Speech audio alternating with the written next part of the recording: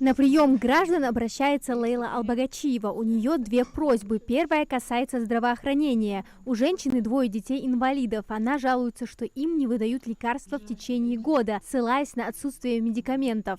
Лейла, мы обязательно проконтролируем. Заместитель министра здравоохранения сейчас взяла в работу ваши вопросы. В ближайшее время телефон ее есть. Аминь. Телефон есть, вы сами свяжетесь. Если какая помощь от нас нужна, мы готовы со своей стороны. Женщине пообещали, что все необходимые лекарства привезут на дом. Второй вопрос жилищный. Лейла стоит в очереди на получение жилья с 1984 года. Несмотря на многократные обращения, не может добиться результата. То, что вы до 2005 года встали в очередь, это вам большой плюс, потому что вы получите с федерального бюджета.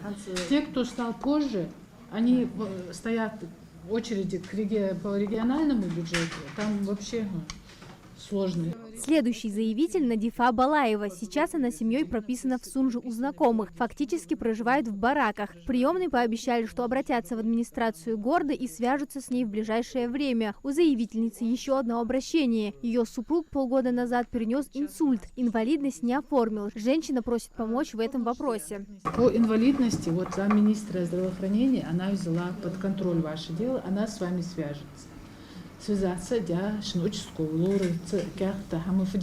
объяснить, Подобные встречи с жителями проходят в рамках региональной недели приемов. Сегодня выслушали просьбу порядка 10 человек. В числе прочих рассмотрели и онлайн-обращения. На каждый вопрос заявителей профильные специалисты постарались дать исчерпывающий ответ. Все просьбы зафиксированы, чтобы в дальнейшем их рассмотреть. Амина Зязикова, Султан Булгучев, Магаз 24.